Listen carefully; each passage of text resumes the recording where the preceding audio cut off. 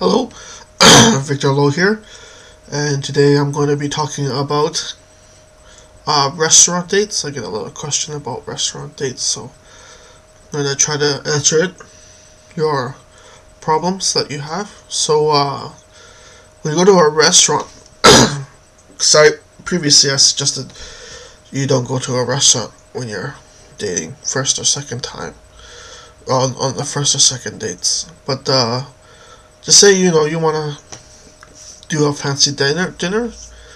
So, don't sit on the same side as each other. Sit across each other. Because it shows that you're not not chicken shit to look at her face or his face.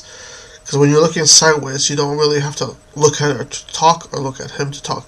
So it's good to sit across from each other. This way, you can read their body language as well as what they're speaking. So, sometimes, you have questions about what to order. So just say if you're in a 5-star restaurant, say like the Rimrock at the Palliser or some other place in the Sheraton or at the Hilton hotels. Yeah, sometimes what I like to do is actually, if you're first dating, is what I suggest to other people is to let the waiter order for you. So he sits you down, and you ask him, what's the special of the day, if there is a special of the day, and then, you can ask the waiter, what would you suggest, or sort of like say, we're on our first dinner date or whatever, and we would like you to order for us, so that's a good way to, to eat the food. But sometimes you don't want to do that. Sometimes you want to discuss the dishes and stuff. So, it's up to you. It's your prerogative. So, and, if you go to, later on, I suggest, when you're getting comfortable with your relationship, is to go to, McDonald's or something, like that. So, yeah, that's pretty much it. So, sometimes, it's like on your first date, restaurant date, you don't want to, invite other friends, you don't want to double date, because then, sure, it helps with the awkwardness, but it doesn't help you in any way in progressing your relationship, because you need to get through that awkward phase yourselves. So, if you double date or you go on group dates, then you're just delaying the inevitable, and you still have to go through that awkward phase anyways. So, how do you get a girl for a boyfriend? I always get a lot of questions about that. It's always, ask. Ask and you shall receive. Sometimes you don't, but, most of the times you do. And, once your relationship progresses, you can get some coffee, or, go to, Cheesecake Cafe and stuff. If you don't want the waiter to order for you, just ask him to suggest a couple of items. And if you're not a wine expert, just let the waiter recommend a wine for you. Unless you're a wine connoisseur,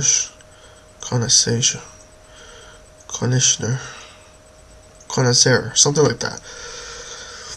So, that's pretty much it. I wouldn't go to pubs and stuff for your first date. I'll go to the Keg, or Smuggler's Inn, or what is that, the Sambu, or whatever, the Brazilian barbecue, the Gancho or whatever. Those are good, don't be on the cheap side on your first date, and then once it progresses, you say, oh, that was expensive, and, he'll probably agree, because it depends who you work for and stuff, but, yeah, so don't sit side by side with each other, sit front and front. Dinner dates, don't go with another couple or your group, because you're just dealing the awkward phase.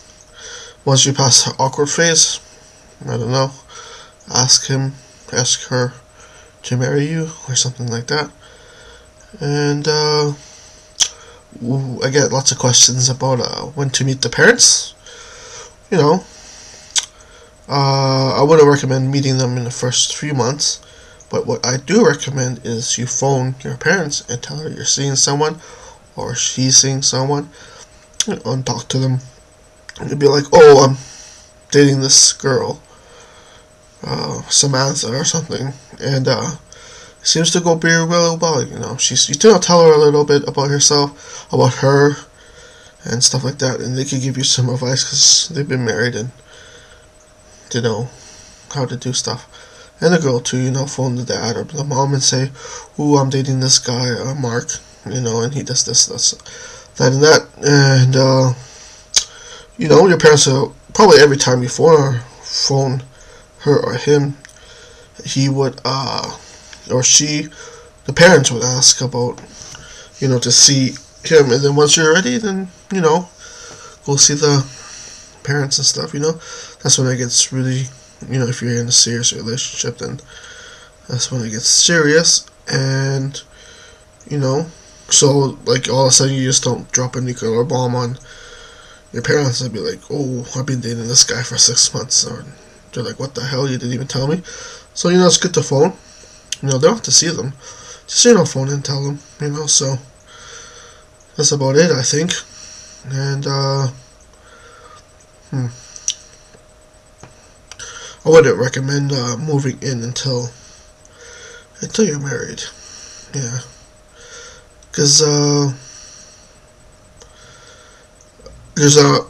this is because there's more of a contract between you two to work things out, instead of saying, oh, F this, I'm gonna break up because of this and this and this. Once you're married, you know, you have more of a, well, it's not like a burden, but it's more of a, you know, concrete. You want to be together, and you've already made that commitment, so that commitment fuels the conversation and compromise in a relationship. So, yeah, that's pretty much it. If you have any questions, leave a comment down below. And if you like this video, give me a thumbs up. And Halloween's over and Christmas is almost here, so have a good Christmas if I don't see you before then. And have a nice November. Okay, thanks for listening. Bye-bye.